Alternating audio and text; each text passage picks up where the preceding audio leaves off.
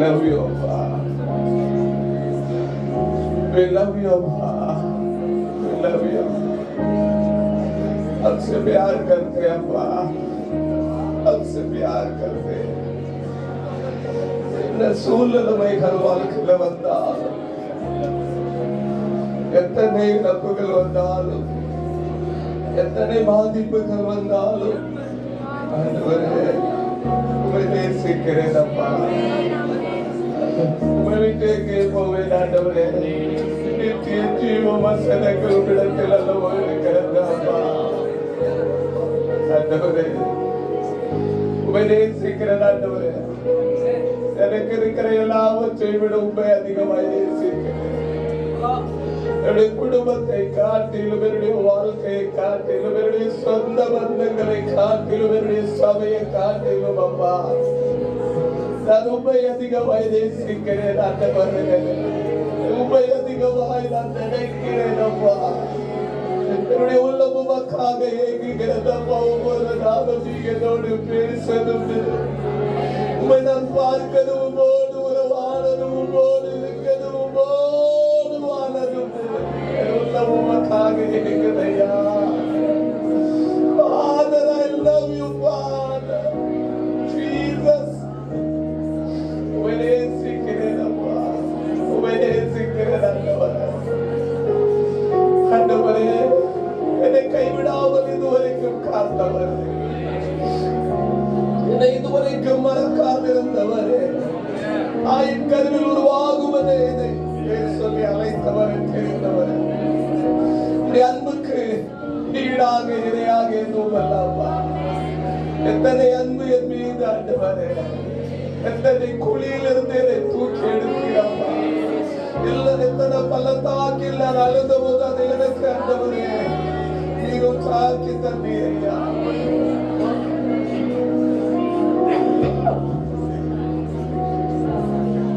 Love you, Daddy. Love you.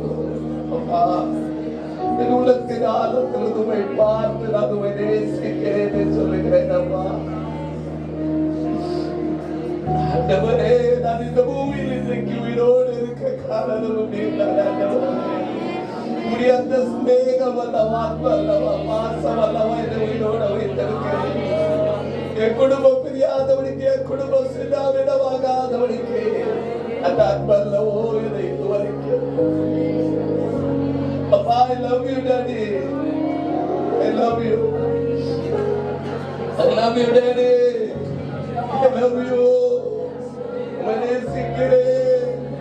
உம்மை நேசிக்கிறோம் நாங்கள் சபையாக. கடந்த 40 ஆண்டுகளும் இந்த ஊழியத்தை நேசித்து கண்மணி போல் காத்து நடத்தின தெய்வமே, கனமான இந்த ஊழியத்திற்காக, சபைக்காக, மக்களுக்காக, ஜனங்களுக்காக உம்மை நேசிக்கிறேன். உம்மை நேசிக்கிறோம் அப்பா. எத்தனை பேர் சொல்ல முடியும், எனக்கு இயேசு போதும், எனக்கு இயேசு போதும், நான் அவரை உள்ளத்திலிருந்து நேசிக்க விரும்புகிறேன். உலக அன்பு எனக்கு வேண்டாம், மனுஷ அன்பு எனக்கு இருந்தாலும் இல்லதாலும் கவலை இல்லை. ஆனா என் ஆண்டுடைய அன்பு இந்த கால வேளையிலே நான் நிரப்ப நான் விரும்புகிறேன்.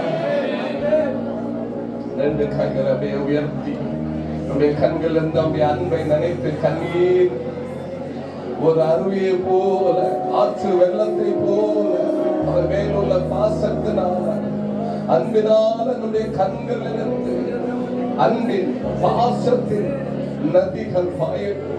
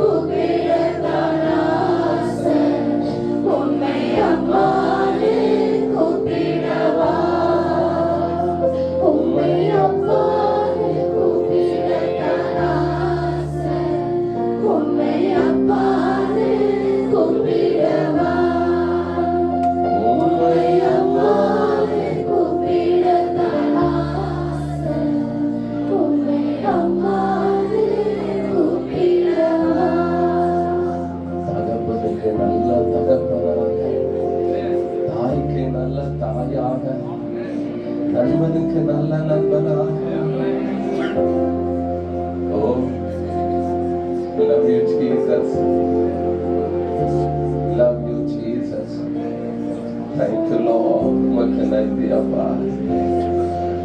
அன்பால நிரப்பப்படுகிறோம் அப்பா. அன்புனால நிரப்பப்படுகிறேன் ஆண்டவரே அப்பா. அன்புனால தொடப்படுகிறோம் அப்பா. எத்தனை மேலான அன்பு அப்பா. எவ்வளவு அழைக்கும் அப்பா. இந்த பூமியில எந்த மனுஷனும் செய்யாத ஒரு காரியத்தை தெய்வம் 1000 தலைமுறைக்கு இரக்கம் செய்கிற தெய்வமா இருக்க. உம்மிடத்தில் அன்பு கூறுகிறவர்களுக்கு, உம்மை சிநேகிக்கிறவர்களுக்கு 1000 தலைமுறை மட்டும் இரக்கம் செய்யக்கூடிய ஒரே தெய்வம் நீர்தானப்பா. நன்றி ஆண்டவரே. உம்முடைய அன்பு அலே போல எங்கள் மீது வந்து போதுவதாகப்பா. உம்முடைய அன்பு ஒரு அலையை போல எங்களை சுற்றி கொள்வதாகப்பா. உம்முடைய அன்பு ஒரு அலையை போல எங்களை நிரப்புவதாக ஆண்டவரே. உம்முடைய காருண்யத்தினால் எங்களை நிரப்புங்க. உம்முடைய ஸ்நேகத்தினால் எங்களை நிரப்புங்க. உம்மை போல மாற்றுங்க ஆண்டவரே. உம்மை போல வாழ உதவி செய்யுங்கப்பா. உம்மை போல பேச உதவி செய்யுங்கப்பா. உம்மை போல யோசிக்க உதவி செய்யுங்கப்பா. உம்முடைய பிள்ளைகள் உம்மை போல நாங்கள் இருக்க எங்களுக்கு உதவி செய்யுங்க அப்பா. 4வது மாதத்தில் விசேஷித்த பரிசுத்த ஓய்வு நாள் மகிமையான ஜெபங்கள் எங்களுக்கு மிகுந்த ஆசீர்வாதமாக்கிட்டாங்க. எங்களோடு பேசுங்க, எங்களோடு இடைபடுங்கப்பா.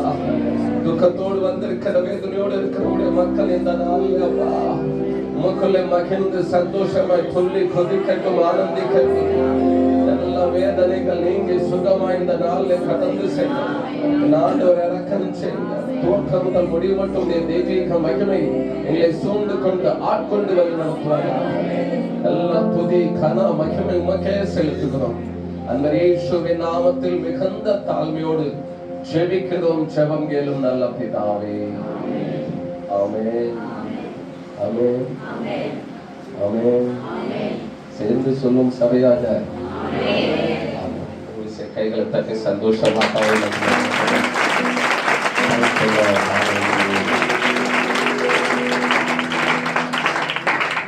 ஒரு பாடல் எனக்கு துணித்துக்கிட்டு இருக்கிறது. ரொம்ப பிடித்த ஒரு பாடல். ஆண்டுடைய நாம மகிமைக்காக நாம் பாடப்படுகிறோம். லாக்டவுன்ல இந்த பாடல் பல முறை பாடப்பட்டது. பல முறை லாக்டவுன் நாட்கள் இந்த ஒரு கவி, முதல் கவி, எல்லா கவிகளும் மகிமையான கவிகள். முதல் கவி என்னை அதிகமாய் தொட்ட ஒரு கவி. ஸோ அதனால அந்த பாடல் துணித்துக்கு எனக்கு அதை பாடி அந்த ஒரு லாக்டவுன் அனுபவத்தோடு எப்படி பாடணுமோ, எப்படி ஆண்டவரை மகிமைப்படுத்தணுமோ அதே போல் ஆண்டவரை மகிமைப்படுத்தணும் ஒரு உள்ளம் எனக்குள்ள ஒரு எண்ணம் அலைமோது. ஸோ அதில் ஆண்டுடைய அன்பையும் நம்ம நினைக்கலாம், அப்பாவுடைய அன்பையும் நம்ம அதை நினைக்கலாம்.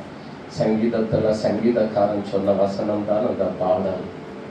விண்ணிலும் மண்ணிலும் உமை தவிர எனக்கு யாரு உண்டு, இந்த மண்ணுலகில் உமையன்றி வேறு விருப்பம் எனக்கு எது உண்டு, உம்மோடு தான் எப்போதும் நான் வாழ்கிறேன். மகிமையான பாடல். பாடுவோமா? பாடி ஆண்டவர் நாமத்தை மகிமைப்படுத்துவோம்.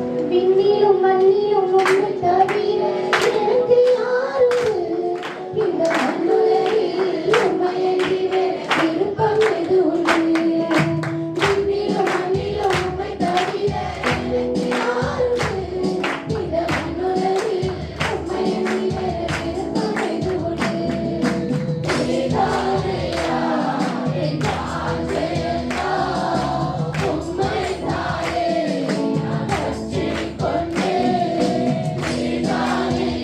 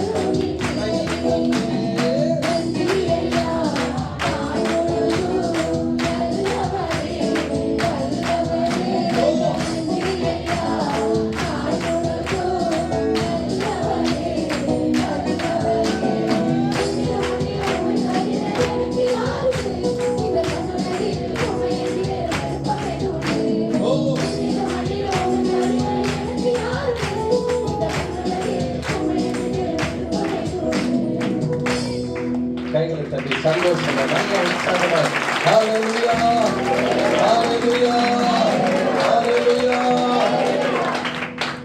ஹalleluya கர்த்தரே ஏகமாய் துதியுங்கள் என்கிறதால மகிமையான ஒரு பாடலை பாடி ஆண்டவர் நாமத்தை நாம் மகிமைப்படுத்துவோம். துதியின் பாடல். இது என்ன பாடல்? துதியின் பாடல், துதிக்கிற பாடல். முதல் பாடல் நம்ம ஆண்டுடைய அன்பை நினைத்து, அப்பாவை நினைத்து, அவருடைய தயவை நினைத்து, அந்த ஐக்கியத்தை நினைத்து பாடின பாடல். இந்த பாடல் துதியின் பாடல். இது தெய்வத்தை துதித்து மகிமைப்படுத்தக்கூடிய சங்கீதத்தின் பாடல். இந்த பாடல் பாடுவோமா? பாடி ஆண்டவரை மகிமைப்படுத்துவோம். ஆமென். அல்லேலூயா கர்த்தரே ஏகமாய் துதியுங்கள்.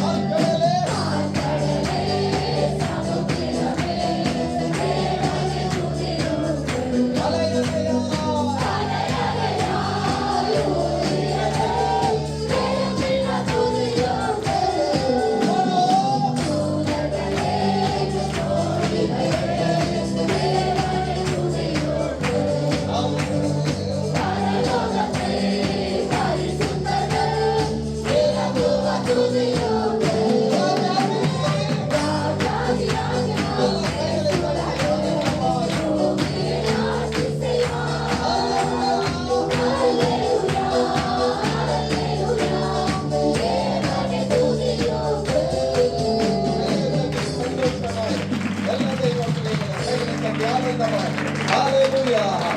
Hallelujah. Hallelujah.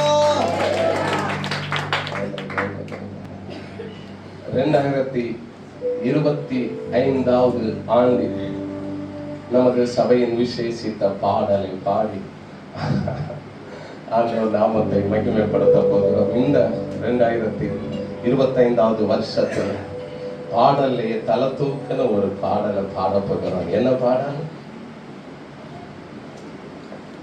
எல்லாம் என்ன பார்க்குறீங்க? மேக மீதில் இயேசு ராஜன் மேகம் மேகமீதில் இயேசு ராஜன் மேகம் வாராரே. மேகமீதில் இயேசு ராஜன் மேகம் வாராரே. ஆயத்தமுள்ளோரே ஆகாயம் கேட்க அவரே வாராரே. ஆயத்தமுள்ளோரே ஆகாயம் கேட்க அவரே வாராரே.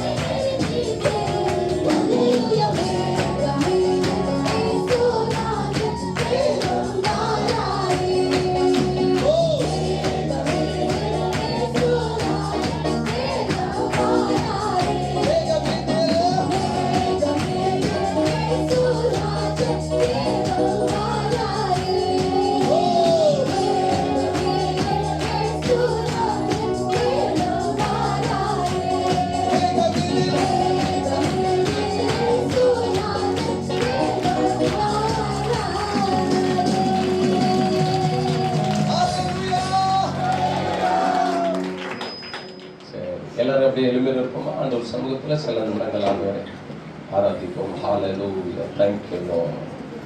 நன்றி ஆண்டவரே. Thank you Lord. Thank you Lord. Thank you Lord. Thank you.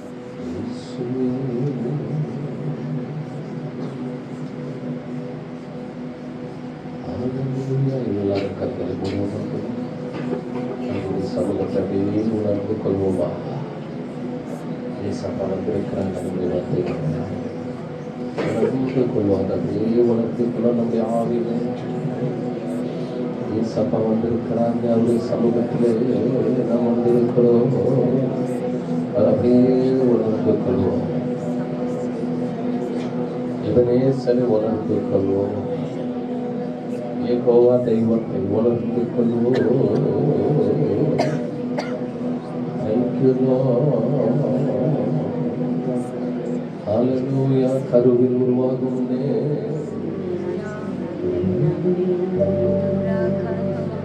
என்னை அழைத்தவரே உம்மை ஆராதிப்பேன். உம்மை உள்ளவரே உம்மை ஆராதிப்பேன். என்னை அழைத்தவரே உம்மை ஆராதிப்பேன். உம்மை உள்ளவரே உம்மை ஆராதிப்பேன்.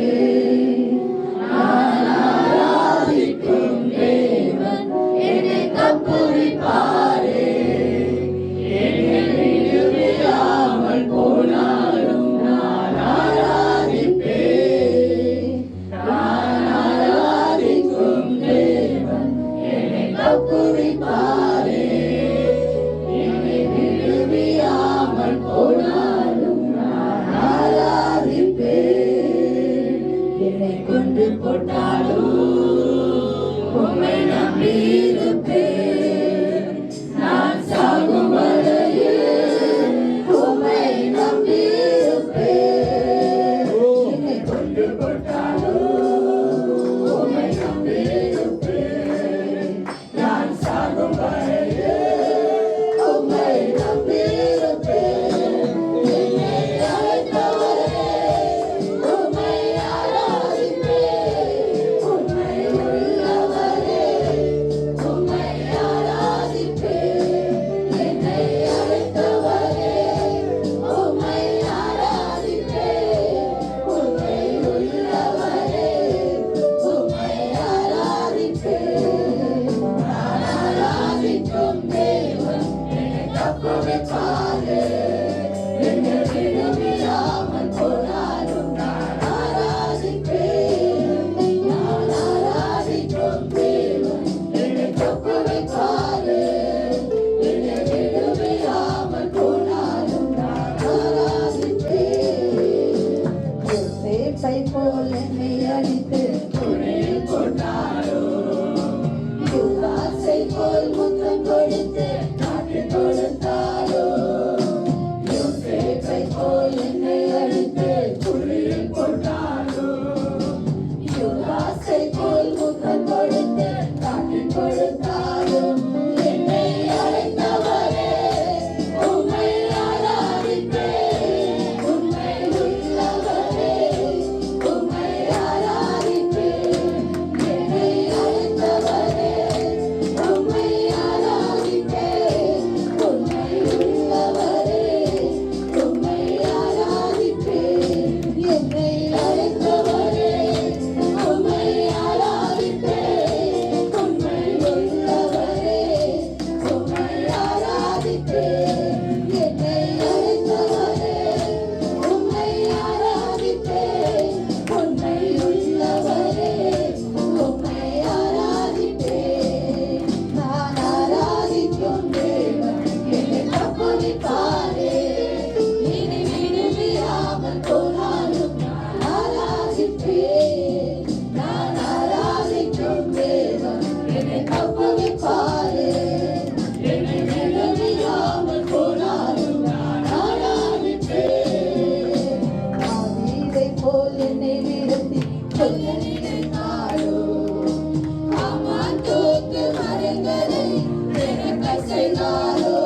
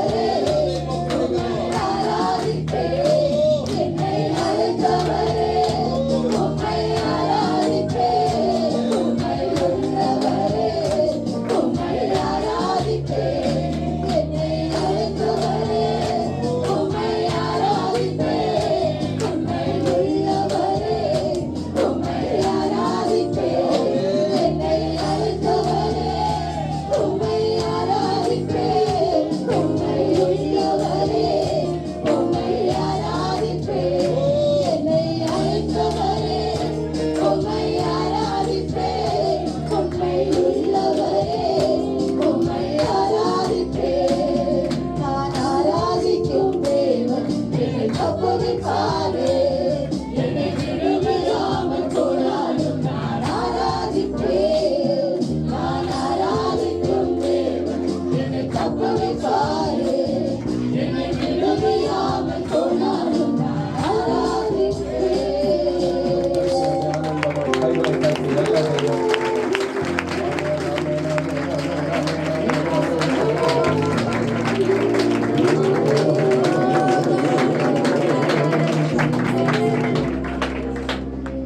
நம்முடைய வழக்கத்தை உயர்த்தி ஜீவனுள்ள தேவனை நோக்கி ஜீவாதிபதியை நோக்கி இனிமையான சத்தத்தோடு அந்த ஜீவாதிபதியை வாழ்த்துவோமா. சகலத்தையும் செய்ய வல்லவர் அவர் செய்ய நினைப்பது மறைவாராக. அந்த ஜீவாதிபதி கைகளை தூக்கி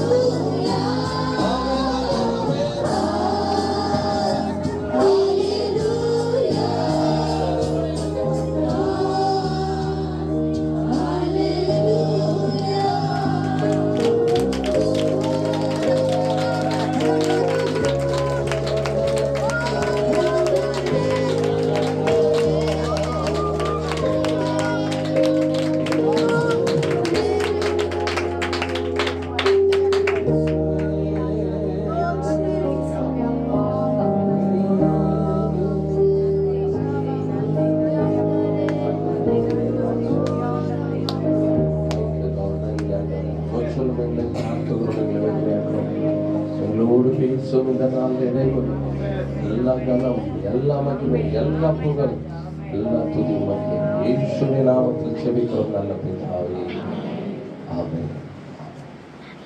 உட்காருங்க.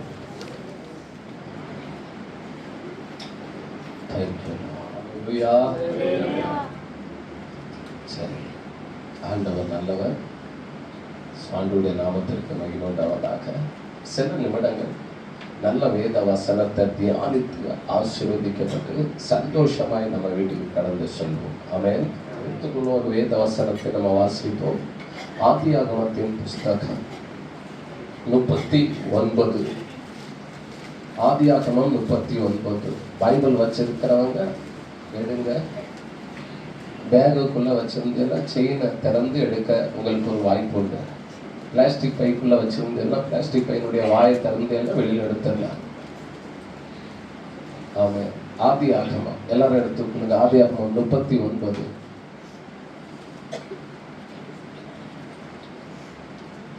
இருபதாவது வேத வாக்கியம்.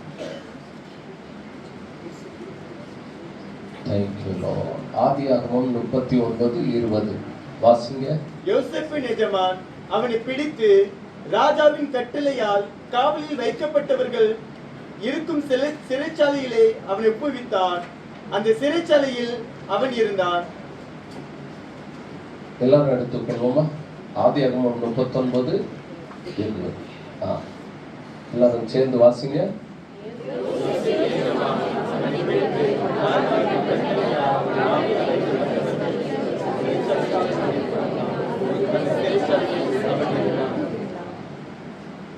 என் கூட பின்னால சொல்லுங்க.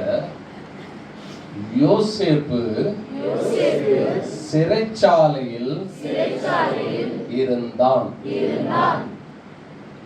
இதைதான் இந்த நாள்ல நம்ம தியானிக்க போகிறோம். சில நிமிடங்கள் ஆவியானவருடைய ஒத்தாசையோடு நடத்துதலோடு நம்ம இதை தியானிக்க போகிறோம். யோசேப்பு ஜெயில இருந்தான். இதை நமக்கு தேவையான விதத்துல ஆவியானவர் நம்மோடு இதை கொண்டு என்ன பண்ணுவாராக, இடைபடுவாராக. ஓகே.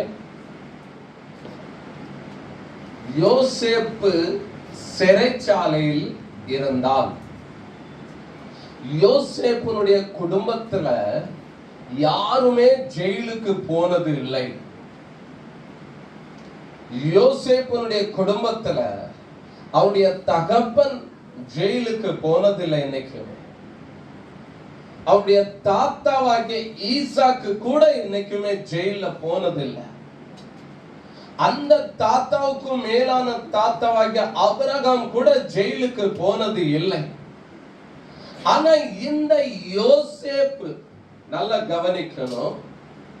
ஆனா இந்த யோசேப்புனுடைய வாழ்க்கையில இப்படிப்பட்ட நிலைமை ஏன் வந்தது? ஆபிரகாம் பெரிய தேவனுடைய மனிதன். ஆனா ஆபிரகாம் என்னைக்குமே ஜெயில போகல. அவனுடைய மகனாகிய ஈசாக்கு மகிமையான தேவ மனிதன். ஆனா என்னைக்குமே ஜெயில போகல. யாக்கோபு அவ்வளவு ஒரு வல்லமையுள்ள தேவ மனிதன். அந்த யாக்கோபு கூட ஜெயில போகல. ஆனா இந்த யோசேப்புனுடைய வாழ்க்கை மாத்திரம் ஏன் இப்படி?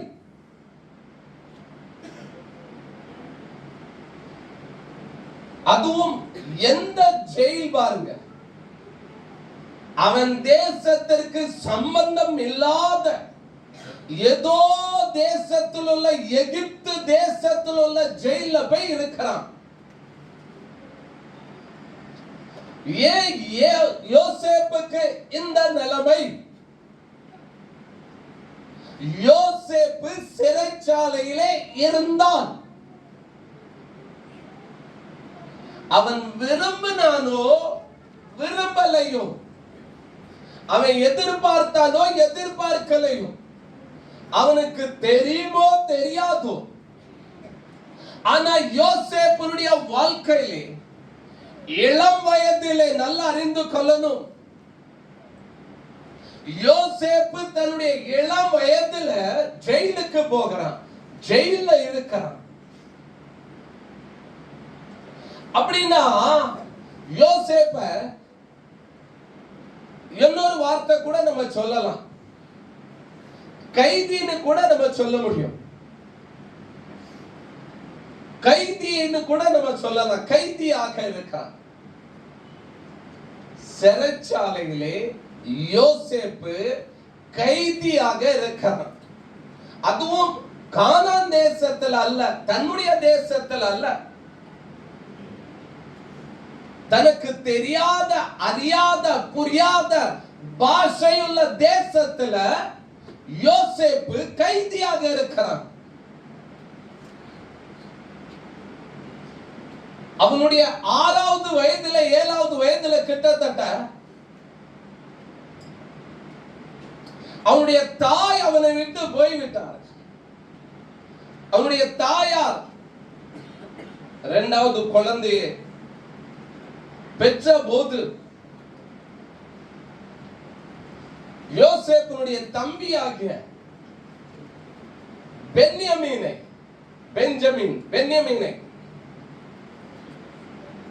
பூமியிலே பெற்ற போது அவருடைய தாயார் மரிக்கிறார்கள் என்று வேதம் சொல்லுது. யோசேப்பினுடைய தாய் மரிக்கும் போது யோசேப்புக்கு கிட்டத்தட்ட ஒரு 6ல இருந்து 7 வயது இருந்ததாம். யோசேப்புக்கும் அவனுடைய தம்பிக்கும் ஒரு 6-7 வயது இடைவெளி உண்டு. 7 வயதுல அவனுடைய வாழ்க்கையில ஆரம்பித்த போராட்டம், 7 வயதுல இருந்து அவனுக்கு அறிவு வந்த அந்த வயதுல இருந்து, ஏன்னா அந்த வயதுல தான் அவன் என்ன பண்ணுகிறான்னா, தன்னுடைய தாயோடு கூட இணைந்து ஒரு முறை தன்னுடைய பெரியப்பாவாகிய ஏசாவுக்கு முன்பாக பணிந்து குனிந்து வணங்கினார்கள் என்று வேதம் நமக்கு சொல்லுகிறது. யோசேப்பு 6-7 வயது அந்த வேளையிலே தன்னுடைய தாயாகிய ராகேலோடு கூட ஏசாவுக்கு எதிர்கொண்டு போன போது 2 பேரும் வணங்கினார்கள். வசனம் சொல்லும், யோசேப்பும் வணங்கினான். நல்ல சரியான அறிவு, நல்லா புரிந்து கொள்ளுங்க, அவனுடைய அறிவு ஆரம்பித்த, அவனுடைய புரிவு ஆரம்பித்த அந்த வயதில இருந்து யோசேப்பு பல சம்பவங்களை தன்னுடைய வாழ்க்கையிலே பார்த்து கொண்டு வருகிறான். 6-7 வயது, இது ஒரு அளவுக்கு அந்த புரிந்து கொள்ளுதல், ஒரு அறிவு துவங்குகிற ஒரு வயது. இது அந்த வயதிலிருந்தே யோசேப்பு பல சம்பவங்களை தன்னுடைய வாழ்க்கையிலே பார்க்கிறார். தன்னுடைய தாயாரை இழக்கிறார். முதலாவது தகப்பன் இருக்கிறார், ஆனா என்ன இருந்தாலும் தாயினுடைய காரியம் வேறு அல்லவா. தகப்பன் இருந்தாலும் தாயினுடைய அந்த அன்பு வேண்டும் அல்லவா. 6-7 வயதுல, அந்த இளம் வயதுல யோசேப்பு முதலாவது கிடைக்க வேண்டிய அந்த அன்பை, அனுபவிக்க வேண்டிய அந்த பாசத்தை அனுபவிக்க முடியாதபடி விலக்கப்படுகிறான். அவனுடைய இளம் வயதிலே அவனுக்கு கிடைக்க வேண்டிய அன்பு, அவனுக்கு கிடைக்க வேண்டிய அரவணைப்பு, அவனுக்கு கிடைக்க வேண்டிய ஆறுதலான வார்த்தைகள் எல்லாம் அவனுக்கு கிடைக்காமல் போகிறது. ஒருவேளை உங்களிலும் பலர் அப்படிப்பட்ட நிலைமையில நீங்கள் வந்திருக்கலாம். ஆமாயா, என்னுடைய வாழ்க்கையும் அப்படிப்பட்டதுதான். என்னுடைய இளம் வயதிலிருந்து எனக்கும் என்னுடைய தாயின் அன்போ அல்லது தகப்பனுடைய அன்போ அல்லது மற்றவர்களுடைய அநேக காரியங்களுடைய அன்போ கிடைக்காமல் இருந்திருக்கலாம். ஒருவேளை அப்படிப்பட்ட நிலைமையில நீங்க கூட இருக்கலாம். 6 வயது 7 வயதுல இருந்து அந்த அன்பு இல்லாமல், அந்த அரவணைப்பு இல்லாமல், தன்னுடைய தகப்பனுடைய மறுமனையாட்டிகளுடைய பிள்ளைகளோடு, அந்த மறுமனையாட்டிகளோடு கூட வளர்க்கப்பட்டார் இந்த யோசேப்பு என்று வேதம் சொல்லுகிறார். எப்படியோ வளர்ந்து ஒரு 17 வயசு வரைக்கும் வந்துட்டான். 7 வயசுல அம்மாவை இழந்து ஒரு 10 ஆண்டுகள் அந்த அம்மாவுடைய நினைவுனாலே உடைக்கப்பட்டு நொந்து போயிருந்தான். 10 ஆண்டுகள் கழித்த பிறகு 17வது வயதுல வேதம் சொல்லுகிறது, மறுபடியும் யோசேப்பினுடைய வாழ்க்கையில ஒரு சம்பவம் நடக்குது. 10 ஆண்டுகள் இடைவெளிக்கு பிறகு மறுபடியும் ஒரு சம்பவம் நடக்குது. என்ன சம்பவம் நடக்குது? 17 வயதுல அவனுடைய சொந்த சகோதரர்களே, அவன் கூட பிறந்தவர்களே, அவனுக்கு அறிமுகமானவர்களே, அவனுடைய குடும்பத்தில் உள்ளவர்களே எல்லாரும் அவனை வெறுக்க ஆரம்பிக்கிறாங்க. எல்லாரும் அவனை வெறுக்க ஆரம்பிக்கிறாங்க. 7 வயதுல இருந்து 17 வயது வரைக்கும் ஏற்கனவே வெறுக்கப்பட்ட நிலைமையில தான் வாழ்ந்து வளர்ந்தான். இப்ப 17 வயதுக்கு பிறகு இன்னும் வெறுப்பு அதிகமாயிட்டு இருக்கு பாருங்க. நான் சொல்வேன் அடிக்கடி, வாழ்க்கையில போராட்டம் வரலாம், ஆனா வாழ்க்கையே போராட்டம் ஆனால் என்ன பண்றது? 7 வயதுல இருந்து 17 வயது வரை இந்த போராட்டம், 17ல இருந்து அடுத்த போராட்டம். எல்லாரும் இவனை வெறுக்க ஆரம்பிக்கிறாங்க, இவனை பகைக்க ஆரம்பிக்கிறாங்க. எல்லாரும் ஒரு டீமா இருக்கிறாங்க, இவன் மாத்திரம் தனியா இருக்கிறான் பாருங்க. அவனுடைய சகோதரர்கள் எல்லாரும் அவனை என்ன பண்ணார்களா? பகைத்தார்கள். அவங்க எல்லாரும் ஒரு டீமா இருக்கிறாங்க, டீம். அவங்க எல்லாம் ஒரு டீம் உண்டாக்கிட்டாங்க. ஆனா இவன் எந்த டீம்லயும் கிடையாது.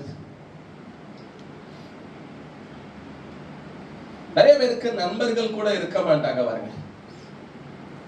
நிறைய பேருக்கு நண்பர்களே இருக்க மாட்டாங்க, ஃப்ரெண்ட்ஷிப்பே இருக்காது, டீமே இருக்காது, தனிமரமா இருக்கும் பாருங்க. 7 வயதுல இருந்து 17 வயது வரைக்கும் தனித்த நிலைமையில தனிமரமா இருந்த யோசேப், தாயை இழந்து, தன்னுடைய தாயை இழந்து தனிமரமாக இருந்த அந்த யோசேப்புக்கு 17 வயதிற்கு பிறகு திரும்ப ஒரு போராட்டம் வருது பாருங்க. அவருடைய கூட இருக்கிற சகோதரர்கள் எல்லாரும் வெறுக்கிறாங்க. திரும்ப 17 வயதுல இருந்து திரும்ப தனிமையின் நிலைமை. எல்லாரும் டீமா மேல உட்கார்ந்து நல்லா பார்ட்டி பண்ணிட்டு இருக்கிறாங்க. யோசேப்பு மாத்திரம் குழிக்குள்ள கிடக்கிறாங்க. என்ஜாய்மெண்ட் நடக்குது, எல்லாரும் ஹாப்பியா இருக்காங்க, எல்லாரும் ஜாலியா இருக்கிறாங்க, எல்லாரும் என்னெல்லாம் பண்றாங்க. ஆனா இவன் மாத்திரம் குழிக்குள்ள கிடக்கிறான்.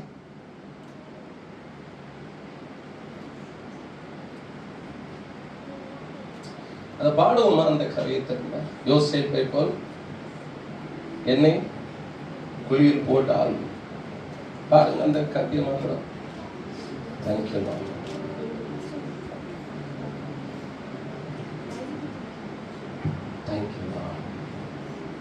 யோசேப்பை போல் என்னை அடித்து குழியில் போட்டாலும், யூதாசை போல் முத்தம் கொடுத்து காட்டிக் கொடுத்தாலும், யோசேப்பை போல் என்னை அடித்து குழியில் போட்டாலும், யூதாசை போல் முத்தம் கொடுத்து காட்டிக் கொடுத்தாலும், என்னை அழைத்தவரே உம்மை ஆராதிப்பேன், உம்மை உள்ளவரே உம்மை ஆராதிப்பேன், என்னை அழைத்தவரே உம்மை ஆராதிப்பேன், உம்மை உள்ளவரே உம்மை ஆராதிப்பேன். நான் ஆராதிக்கும் தேவன் என்னை தப்புவிப்பாரே, என்னை விடுவியாமல் போனாலும் நான் ஆராதிப்பேன். நான் ஆராதிக்கும் தேவன் என்னை தப்புவிப்பாரே, என்னை விடுவியாமல் போனாலும் நான் ஆராதிப்பேன். 17 வயதுல இருந்து, ஏற்கனவே 7 வயதுல இருந்து 17 வயது வரைக்கும் தனிமையின் போராட்டத்துல இருந்தவன். சித்தி கையில வளர்ந்தவன். அப்படி சித்தி தான் அவனை வளர்த்து ஆளாக்குனாங்கன்னு வசனம் சொல்லுது. ஆதியாகமம் 37. 7 வயதுல இருந்து 17 வயது வரைக்கும் தனிமையே அனுபவித்த இந்த யோசேப்பு இப்போ 17 வயதுல இருந்து இந்த தனிமை இன்னும் அதிகமாகுது,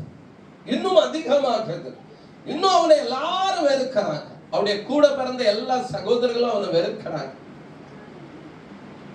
அந்த 17 வயதுல இருந்து திரும்ப அவனுடைய வாழ்க்கையில ஆரம்பித்த தனிமை கிட்டத்தட்ட 30 வயதிற்கும் மேலான நாள் வரைக்கும் இந்த தனிமையின் பயணம் அவருடைய வாழ்க்கையில தொடர்ந்து கொண்டே இருக்கிறது. இந்த 31வது வயதிற்குள்ள வர, நல்ல கவனிங்க, 17 வயதுல இருந்து குழியில கிடக்கிறான், தனியா கிடக்கிறான். 2 பேர் கூட கிடையாது, அவன் கூட. அந்த குழியில அவனுடைய சகோதரர்கள் தூக்கி போட்ட போது தனியா கிடந்த யோசேப்பு. இப்ப அந்த குழியில இருந்து அவனை தூக்கி எடுத்து இஸ்மவேலர் கையில விற்ற போது அங்கே அடிமையாக விற்கப்படுகிறான். அடிமையாக அங்கிருந்து எகிப்திற்கு கொண்டு போகப்படுகிறான். அந்த எகிப்திற்கு கொண்டு போனபோது அந்த எகிப்தில அவனுக்கு சம்பவம் ஒன்று நடக்குது. அந்த சம்பவத்திற்கு பிறகு அங்க அவனை தூக்கி ஜெயில போடுறாங்க. ஜெயிலையும் தனிமையாக இருக்கிறான். இந்த யோசேப்புடைய வாழ்க்கை கிட்டத்தட்ட ஒரு 30 ஆண்டுகள், ஒரு 30 ஆண்டுகள், ஆரம்பத்திலிருந்தே ஒரு 30 ஆண்டுகள் ஆதரவு இல்லாமல், பக்க பலமாக யாரும் இல்லாமல், நல்ல துணையாக யாரும் இல்லாமல், அநேக சம்பவத்திலே, அநேக காரியங்கள்ல, அநேக நிலைமையில தனிமையாய் விடப்பட்டவன் தான் இந்த யோசேப்பு. யாக்கோபுடைய மகனாக பிறந்திருந்தாலும், ஒரு விசுவாசியின் குடும்பத்தில் பிறந்திருந்தாலும், ஒரு ஜெபிக்கிற குடும்பத்தில் பிறந்திருந்தாலும், ஒரு ஜெபிக்கிற மனிதனுக்கு மகனாக பிறந்திருந்தாலும், இந்த யோசேப்புடைய வாழ்க்கை நிறைய தனிமையின் அனுபவங்கள் இருந்தது. ஒருவேளை ஆண்டவரே ஒருவேளை தனிமை கூட படுத்திருக்கலாம். எனக்கு சில நேரம் ஆண்டவர் விரும்புவார் என்ன தெரியுமா? சிலர் அவர் விரும்புவார் எல்லார்கிட்ட இருந்தும் தனியா பிரித்தெடுப்பார். எல்லார்கிட்ட இருந்தும் தனியா பிரித்தெடுத்து ஆண்டவர் அவர்களுக்குன்னு ஒரு பெரிய திட்டத்தை வைத்திருப்பார். அவரோடு கூட உள்ள ஒரு திட்டம் இருக்கும்.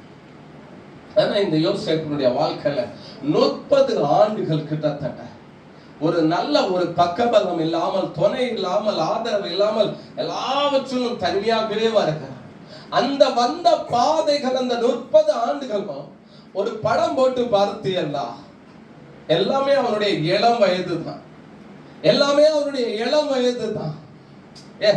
அவன் பெரிய ஆளான பிறகு எல்லாரும் வந்தாங்க, எல்லாரும் ஓடி வந்தாங்க, காலில் விழுந்தாங்க, கையில விழுந்தாங்க, சாப்பாடு வாங்கினாங்க, எல்லாம் எல்லாம் எல்லாம் பண்ணாங்க.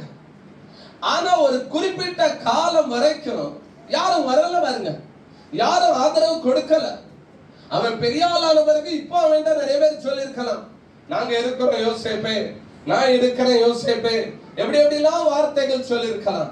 ஆனா அவனுடைய அந்த தனிமையாக்கப்பட்ட நிலைமையில எந்த ஒரு நல்ல வார்த்தையும் அவனுக்கு வரல. அவன் மாத்திரம் தனிமையா இருந்தான். 30 ஆண்டுகள் நினைத்து பாருங்க. அந்த 30 ஆண்டுகள்ல ஒரு சம்பவத்தை தான் நான் உங்களுக்கு காண்பிக்க போகிறேன். எல்லா சம்பவத்தையும் சொல்லணும்னு எனக்கு ஆசை. எனக்கு ரொம்ப பிடித்த ஒரு சம்பவம் யோசேப்புடைய சம்பவம் வேதத்துல. ஆனா எல்லாம் சொல்ல முடியாது. அதுல நடந்த ஒரே ஒரு தனிமையின் சம்பவத்தை மாத்திரம் உங்களுக்கு முன்பாக வைத்து ஆண்டுடைய வார்த்தை உங்களுக்கு சொல்ல விரும்புகிறேன். அதைத்தான் நாம் பார்க்க போகிறோம், அதைத்தான் நாம் கவனிக்க போகிறோம். அதற்காகத்தான் அந்த வசனத்தை நான் சொன்னேன். அந்த வசனத்தை எடுத்துக்கொள்ளுங்க எல்லாரும். ஆதியாகமம் 39:20 ஒரு முறை கூட சேர்ந்து சபையாக சத்தமாக அந்த வசனத்தை வாசிப்போம். வாசிங்க.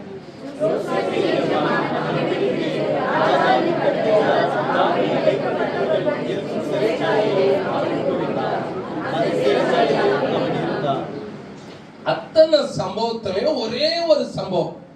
என்ன சம்பவம் பாருங்க, இங்க கவனிங்க எல்லாரும். பைபிளை பார்க்க கூடாது, நீ எல்லாம் இங்க கவனிக்க. ஒரே ஒரு சம்பவம். என்ன சம்பவம்னா, யோசேப்பு சிறைச்சாலையில் இருந்தான். யோசேப்பு குழியிலும் இருந்தான். யோசேப்பு எகிப்தின் அடிமை வீட்டிலும் இருந்தான். யோசேப்பு தன்னுடைய தகப்பனுடைய மறுமனையாட்டிகளின் வீட்டிலும் இருந்தான். ஆனா அந்த 30 ஆண்டுகள்ல இருந்த ஒரு சம்பவம் தான் இந்த சம்பவம். இந்த சம்பவத்தை வைத்து நீங்க ஜட்ஜ் பண்ணிக்கிடலாம். மீதி சம்பவத்துல இது நடந்திருக்கும் அப்படிங்கறது நீங்க புரிந்து கொள்ளலாம். அதற்காக இந்த ஒரு சம்பவம். யோசேப்பு தன்னுடைய இளம் வயதுல அவன் மேல ஒரு பழி போடப்பட்டது. யோசேப்புக்கு மேல ஒரு பழி சுமத்தப்பட்டது. இளம் வயதிலே ஏற்கனவே மனிதன் நொந்து நூலாகி தனிமைப்படுத்தப்பட்டு உடைக்கப்பட்டு எல்லா விதத்திலும் தனிமையாகவே போயிட்டு இருக்கிற என்னுடைய வாழ்க்கையில திடீர்னு ஒரு சம்பவம் நடக்குது. என்ன சம்பவம்? யோசேப்பு சிறைச்சாலையிலே இருந்தார். யோசேப்பு சிறைச்சாலையில இருக்க ஒரு காரணம் என்ன தெரியுமா? இதற்கு மேல உள்ள வசனம் 19வது வசனம் வாசிங்க, புரியும். உம்முடைய வேலைக்காரன் எனக்கு இப்படி செய்தான் என்று தன் மனைவி தன்னோடு சொன்னார். 18 சேர்த்து வாசித்தா இன்னும் நல்லா இருக்கும். அப்பொழுது நான் சத்தமிட்டு கூப்பிட்டேன். அவன் தன் வஸ்திரத்தை எடுத்து விட்டு வெளியே ஓடி போனான் என்றார். உம்முடைய வேலைக்காரன் எனக்கு இப்படி செய்தான் என்று தன் மனைவி தன்னோடு சொன்ன வார்த்தைகளை அவன் எஜமான் கேட்டபோது அவனுக்கு கோபம் உண்டது. போத்திபாருடைய மனைவி, நல்லா கவனிங்க, அங்க பாருங்க, இங்க பாருங்க, இங்க பாருங்க. பைபிள் விட்டுருங்க, பைபிள் பார்க்கல, வீட்டுல போய் பாருங்க. இங்க பாருங்க,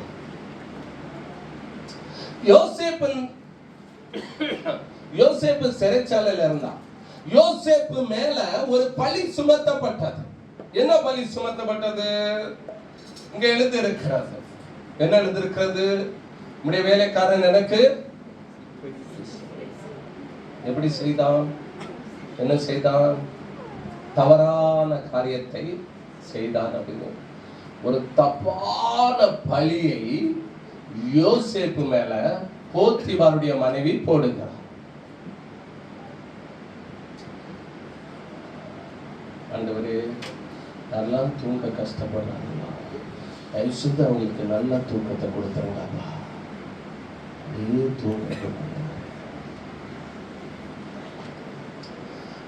யோசேப்பு மீது பழி சுமத்தப்பட்டது. பழியை சுமத்தினது யார்?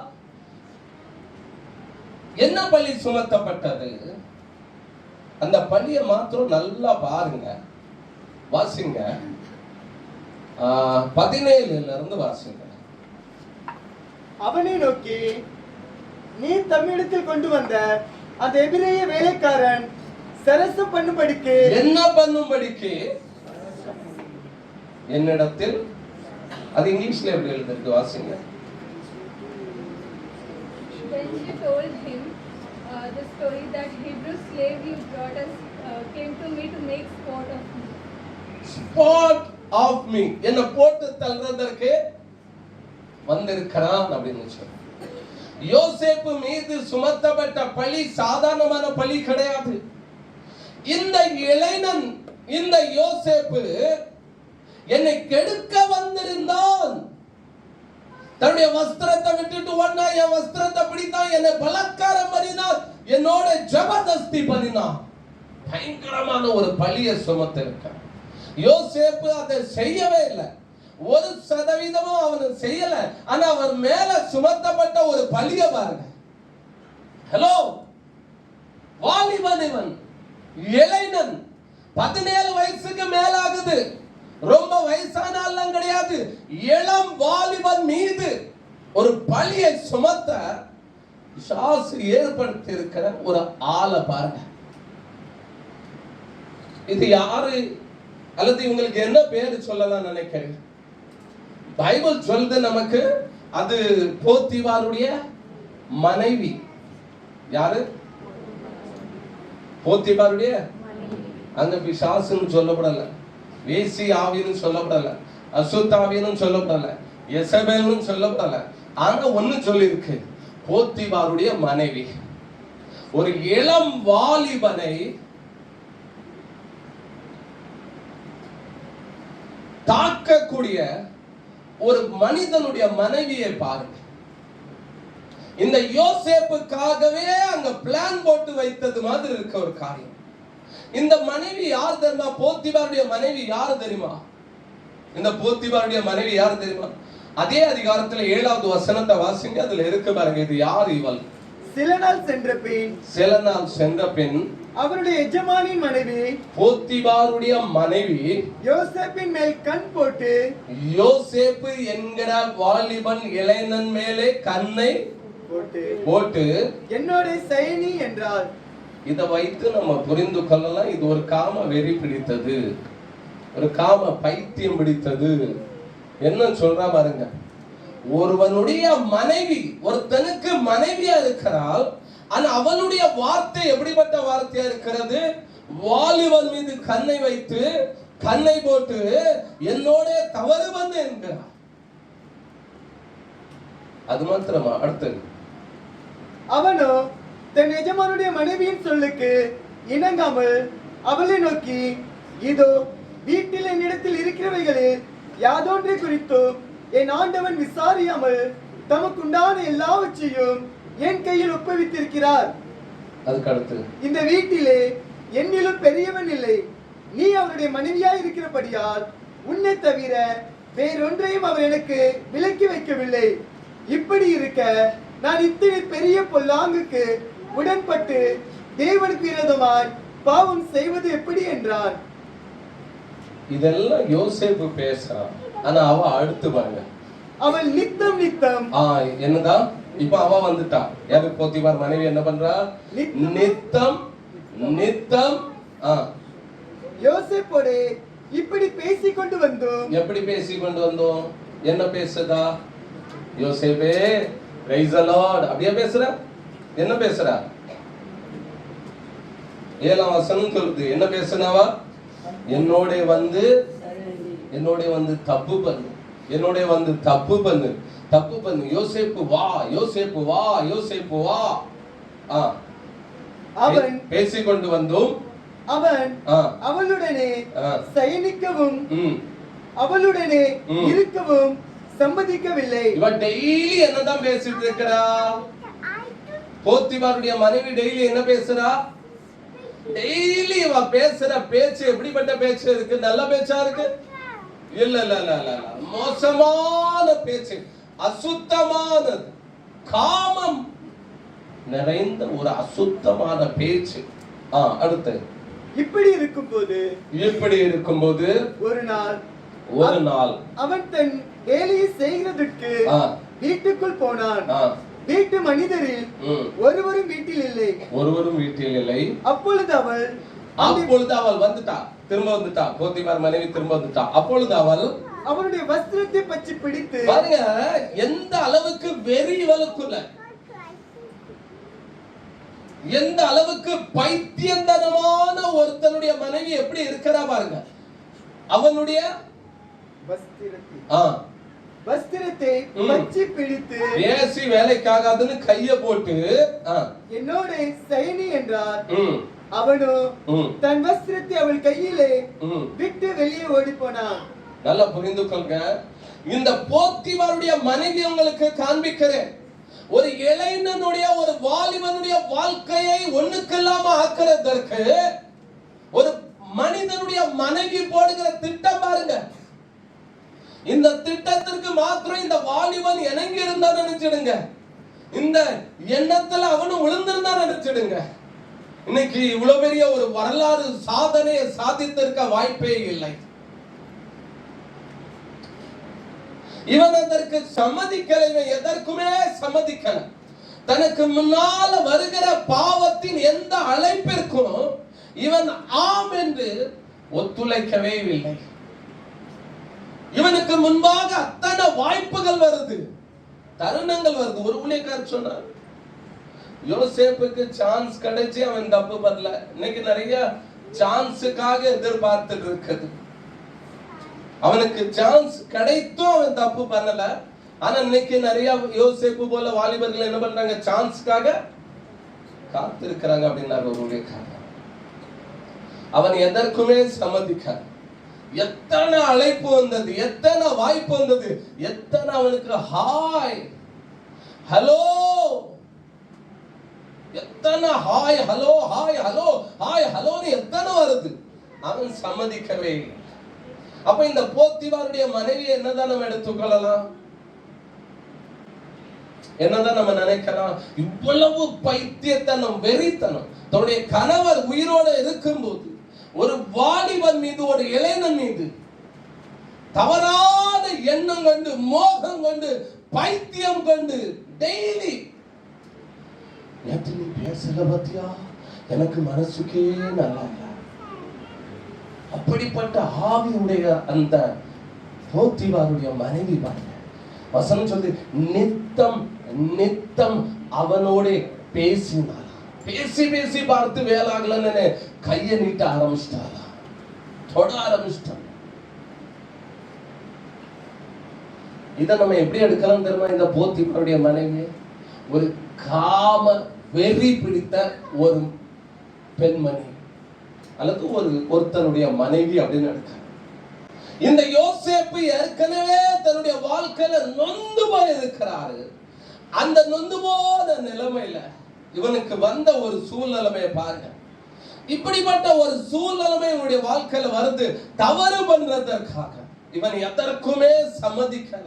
இவன் சொல்றான், எனக்கு வேண்டாம், இன்ஸ்டாகிராமா எனக்கு கஞ்சி ஊத்துது, பேஸ்புக்கா எனக்கு கஞ்சி ஊத்துது, வாட்ஸ்அப்பா எனக்கு கஞ்சி ஊத்துது, மொபைலா எனக்கு கஞ்சி ஊத்துது, இந்த பாவமா எனக்கு கஞ்சி ஊத்துது, இந்த பெண்மணியா என்னை வாழ வைக்குது, இதெல்லாம் எனக்கு வேண்டாம்.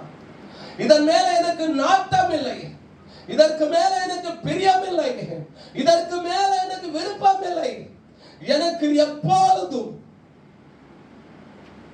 அவரோடு இருக்கக்கூடிய விருப்பம் இருக்கிறது, அவரோடு இருக்கக்கூடிய விருப்பம் இருக்கிறது.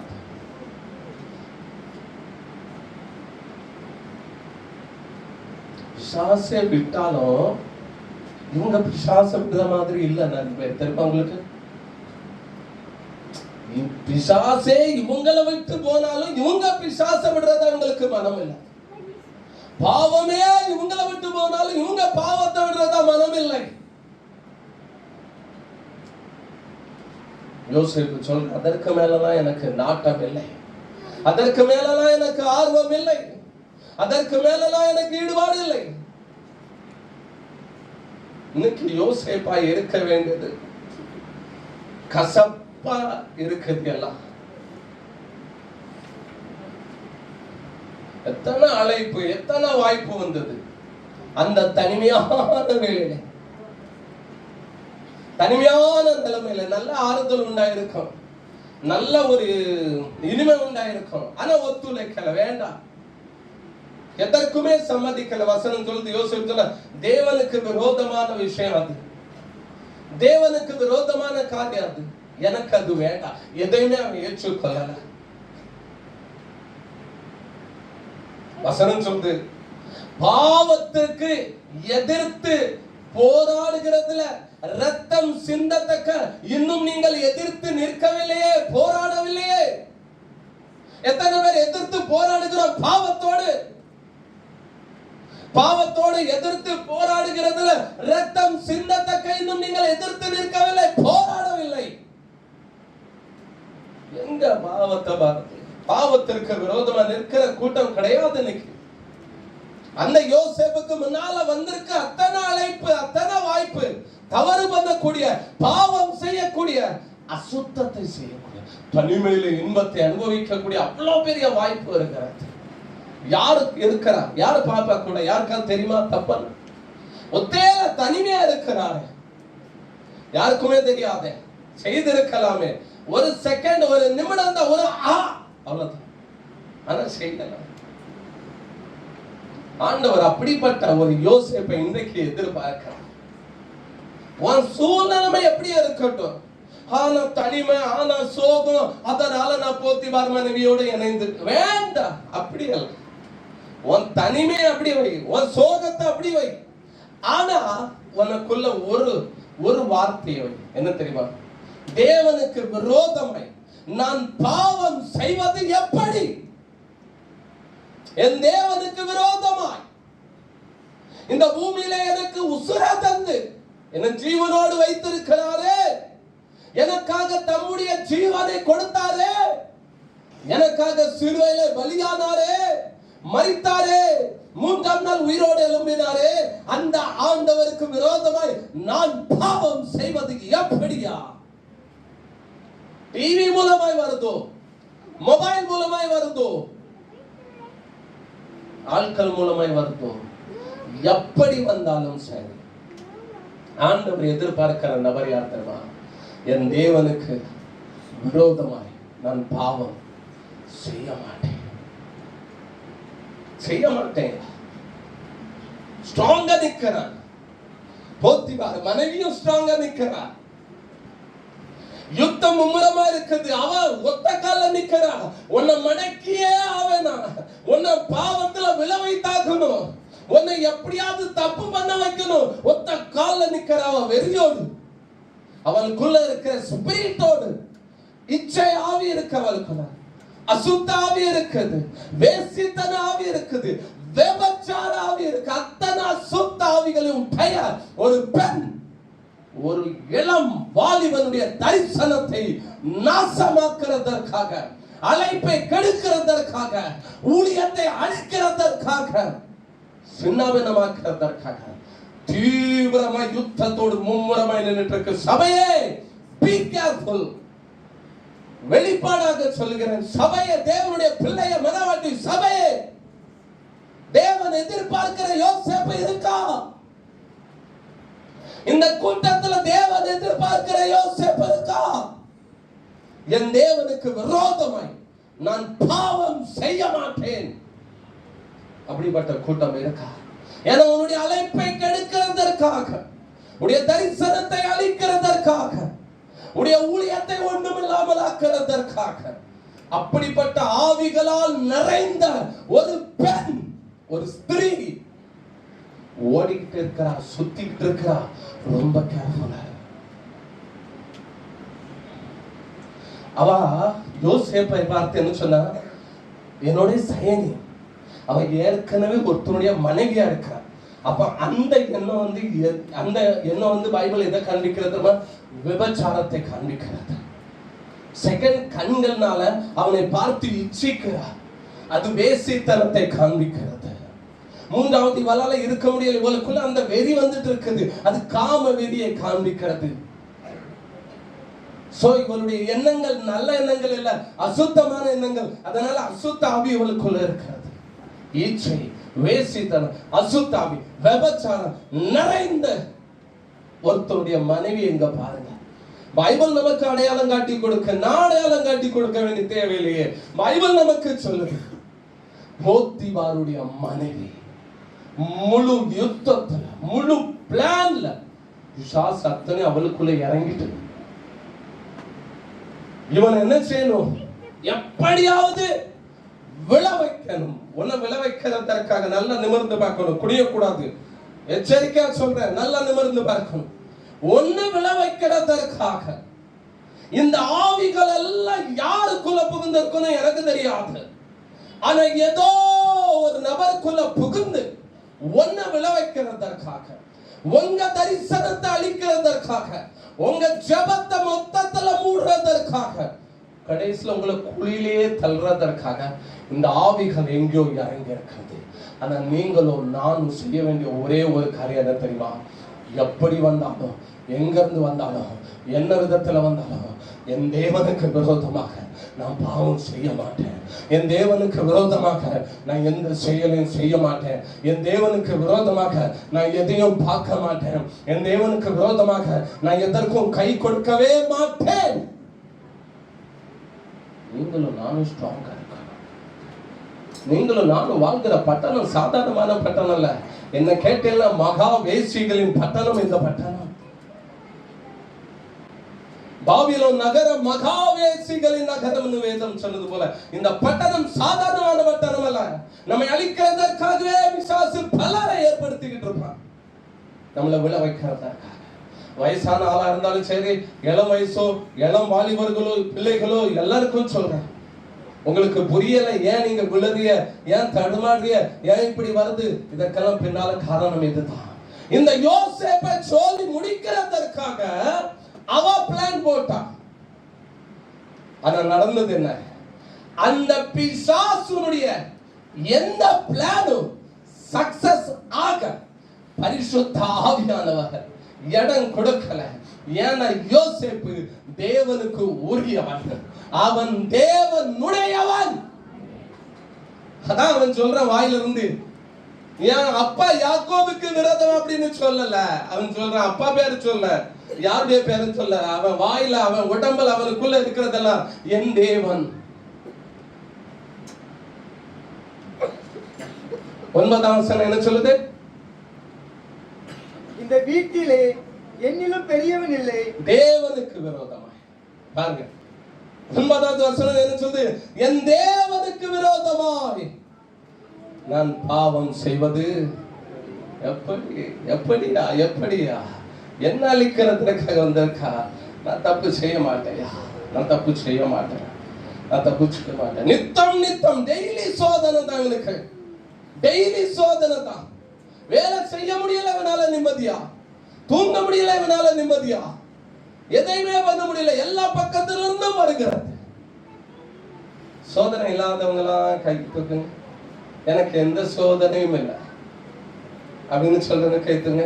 ஏன்னா நீங்க பரலோகத்துல இருக்கிறீங்க, அதை உங்களுக்கு சொல்றதற்காக தான் சொல்றேன்.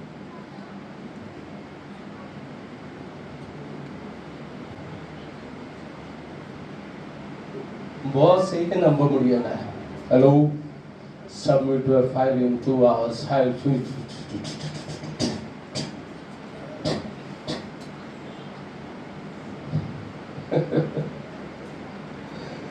நம்ப முடியல, இருக்க முடியல. எப்போ எங்க இருந்து எப்படி சோதனை. ரொம்ப அழகா இருக்கிறீங்க, உங்க முகத்துல வந்த பரு இருந்து இப்போ பரு இல்லையே, காணாம போயிட்டேன். எங்க குருகா கம்பெனிக்கு அனுப்பிட்டியலா? ஷாசு வஞ்சனை, வஞ்சிக்குது ஆவிகள், வஞ்சக ஆவிகள். இந்த உலகத்துல பைபிள் சொல்றது, உலகத்திலே வஞ்சக ஆவிகள் தோன்றி இருக்கிறது. தேவனுடைய பிள்ளைகளை நல்லா புரிந்து கொள்ளுங்க.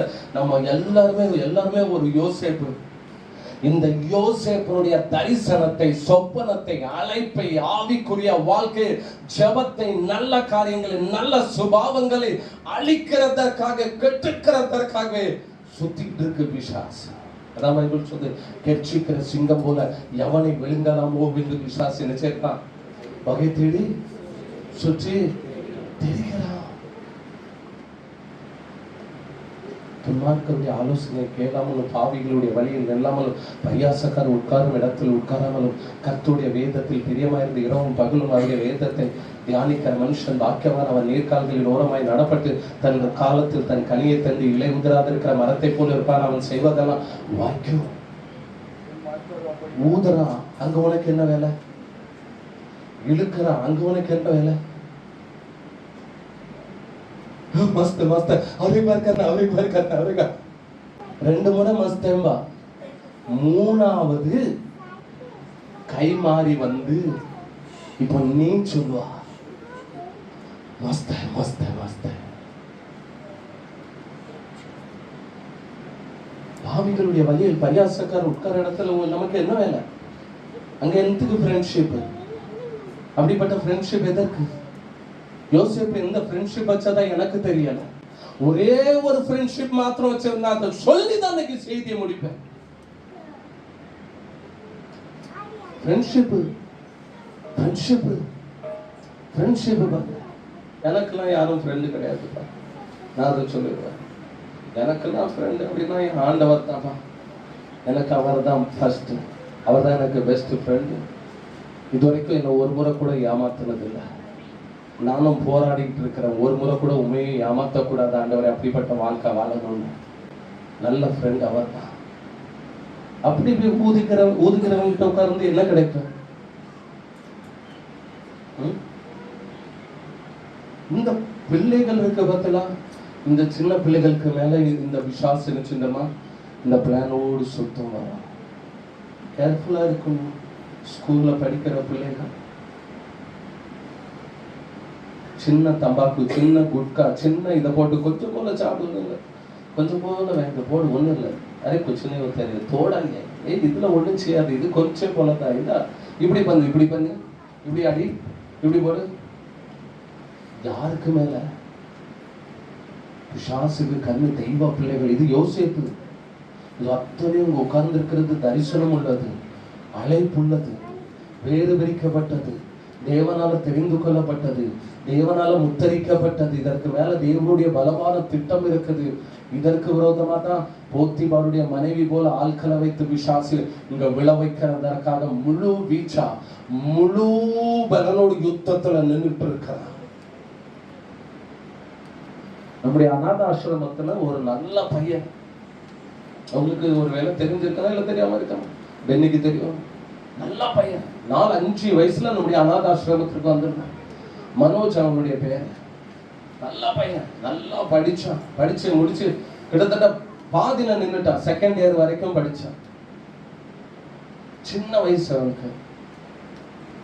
அவனுக்கு அம்மா அப்பா இல்லை, பூமியில யாருமே இல்லை. நான் அவனை கூப்பிட்டு சொன்னேன், உனக்கு கல்யாணம் முடிச்சு வைக்கிறேன், உனக்கு வீடை பார்த்து வைக்கிறேன், உனக்கு எல்லாமே நான் செய்யறேன், நீ மாத்திரம் ஆண்டோடைய சமூகத்துக்கு வாப்பா. என்னாச்சு தெரியுமா? ஒரு ஃப்ரெண்ட்ஷிப் அவனுக்கு. அந்த ஃப்ரெண்ட்ஷிப்ல ஒரு ருமால், ஒரு துணியை கையில வச்சிருப்பான். 24 மணி நேரம் இப்படி ருமாலை கையில வச்சு இப்படி ஒரு இழுப்பு இழுப்பான், அப்படியே ஒரு மயக்கத்துல போவான், அப்படியே ருமாலை இழுப்பான், மயக்கத்துல. பயங்கரமான ஒரு போதை பொருள் அது. ஒரு நாள் நடு ரோட்ல நின்றுட்டு இருக்கேன், நான் தால போனேன், மனோஜ் அப்படின்னு.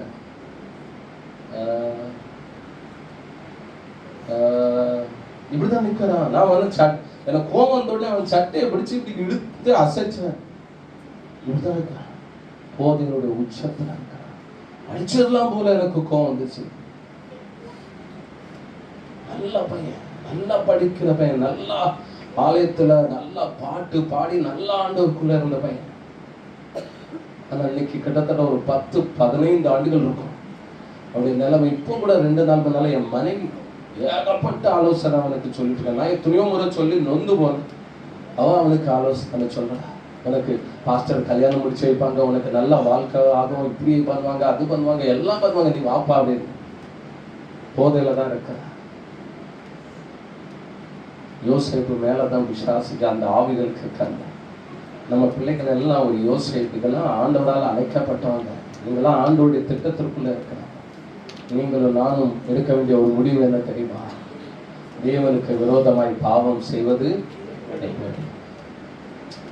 யோசேப்பு மேல இந்த போத்திபாருடைய மனைவி போட்ட பழி என்ன பழி தெரியுமா? Spot to me.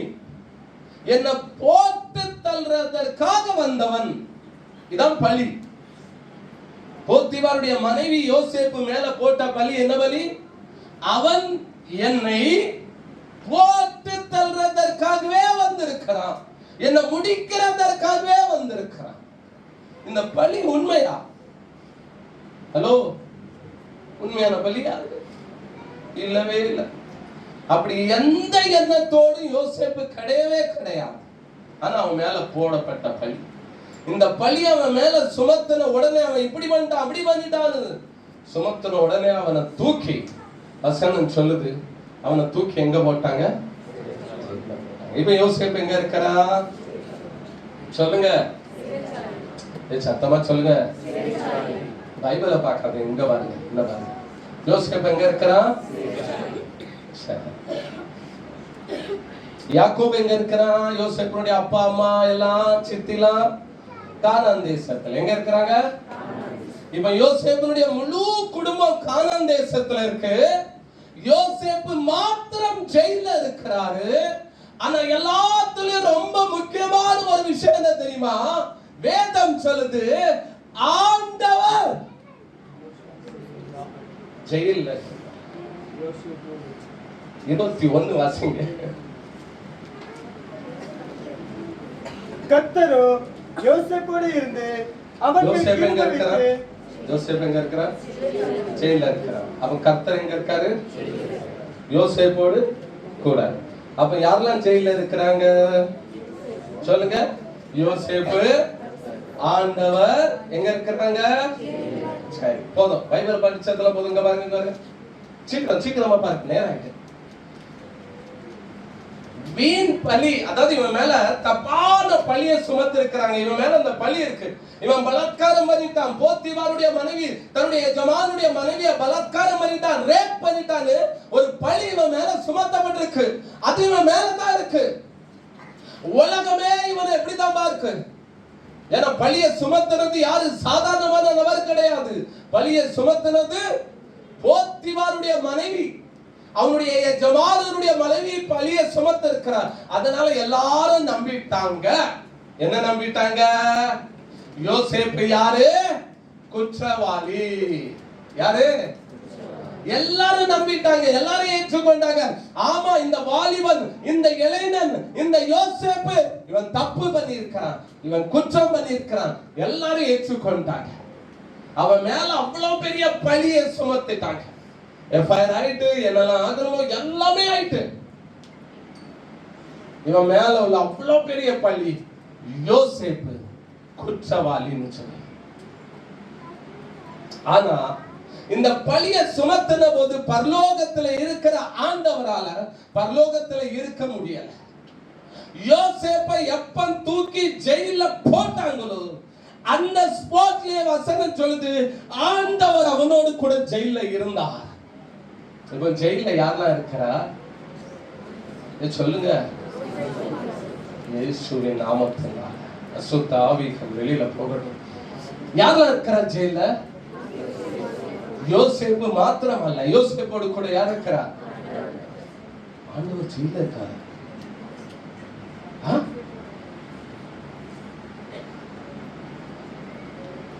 யோசேப்பனுடைய அந்த வார்த்தை இருக்கு பாத்தீங்களா? அந்த வார்த்தை தான் ஆண்டவரை இழுத்து ஜெயில கொண்டு வந்தது. எந்த வார்த்தை தெரியுமா? என் தேவனுக்கு விரோதமாய் நான் பாவம் எப்படி நான் செய்ய மாட்டேன். ஆண்டவருக்கு விரோதமான எந்த காரியத்திலும் நான் தலையிடவே. 2 சமோசா கிடைக்கும் கண்ணா, ஒரு கையெழுத்து தான் போடுவோம். பாஸ்டர் என்ன பாஸ்டர் 2 ஒண்ணுலே போதும் நாங்க பழங்கி.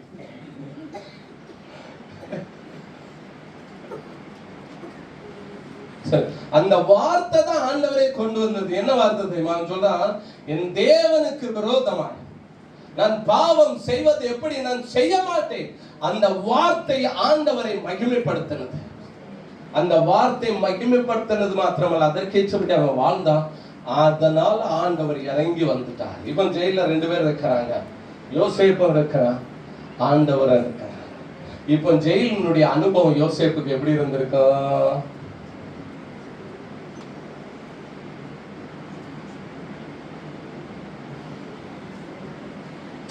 இந்த எலுமிச்சை பழம் கிடைக்கும் பார்த்தீங்களா? தயவுசெய்து அதை போய் வாங்கி கொஞ்சம் என்ன செய்யுங்க தெரியுமா? அதை முதல் 2ஆ வெட்டுங்க. வெட்டி அடிக்கடி அன்பான தேவன் என்னோடு இருப்பார், அன்பான தேவன் என்னோடு இருப்பார். யோசேப்புக்கு ஜெயிலனுடைய வாழ்க்கை நல்லா புரிந்து கொள்ளுங்க. ஏற்கனவே ஆண்டவருக்கு தெரியும் இவன் எவ்வளவு நொந்து போய் இருக்கிறான்னு. இந்த யோசேப்புடைய வாழ்க்கையில என்னென்ன சம்பவம் நடந்ததோ அத்தனை சம்பவத்திலுமே ஆண்டவர் இருந்தார். நான் சொல்லல எல்லா சம்பவத்தையும் சொல்ல முடியாது, ஒரு சம்பவத்தை காண்பிப்பேன், அதுல இருந்து நீங்க புரிந்து கொள்ளுங்க, விளங்கிக் கொள்ளுங்க. அப்போ ஜெயில இருந்தார்னா குழியில இருந்தாரா இல்லையா? அதுக்கு பிறகு ரட்சிக்கப்பட்ட யோசேப்பு இல்ல. யோசேப்பு ரட்சிக்கப்பட்டது எப்போ நீ என்கிட்ட கேட்டெல்லாம் நான் சொல்லுவேன், அவன் தாயின் கருவுல அங்கேயே மேட்டர் ஆயிட்டு. ஏன் தெரியுமா? இவனுடைய தகப்பன் இருக்கிற பார்த்தெல்லாம் பயங்கரமான தேவ மனுஷன், செபிக்கிற தேவ மனுஷன், பயங்கரமான செபிக்கிற தேவ மனுஷன். சோ இவனுக்கு அதெல்லாம் முதல்ல இருந்தே ஆயிட்டு எல்லாமே நடக்க வேண்டியது.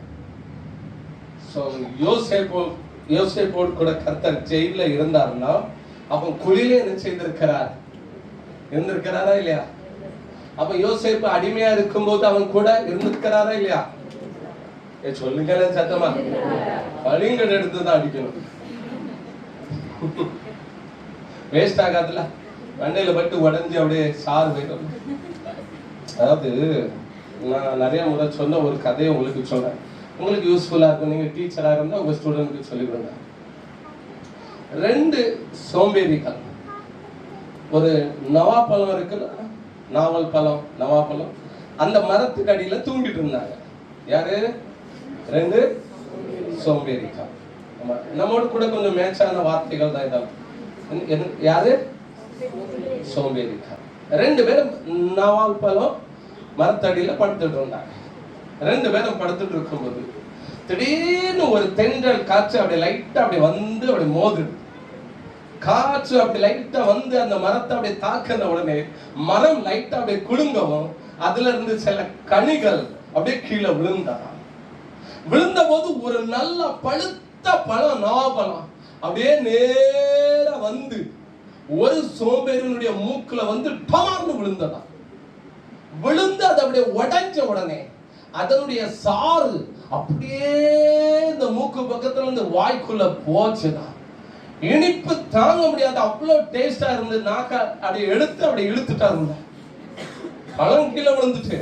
ஆனா அந்த சாறு, உடைஞ்ச சாறு இங்க இருந்து போச்சு பதிலா அவ்வளவு டேஸ்டா இருந்தது. அப்ப அவரு பக்கத்துல படுத்திருக்கிற அந்த சோம்பேறி நம்பர் 2 பார்த்து சொன்னாரா, ஓ அந்த கீழே விழுந்த நவாப்பழத்தை எடுத்து என் வாயில என்ன செய்யும்? போடும் அப்படின்னாரா. அப்ப அதற்கு அவர் சொன்னாரா, நல்லா போடுவேன். கொஞ்ச நேரத்திற்கு முன்னால ஒரு நாய் வந்து என் நாக்க நக்கிட்டு இருக்கும் போது அதை துரத்துன்னு சொன்னேன். துரத்துனியா நீ? துரத்தல. அப்ப இவர் நம்பர் 1 அவர் எப்படி இருந்திருக்கிறார்? இவர் சோம்பேறினா அவர் மகா. பக்கத்துல இருக்கிறது வந்து எக்கா உங்க கதை தான் சொல்றேன் அப்படின்னு சொல்றாங்க.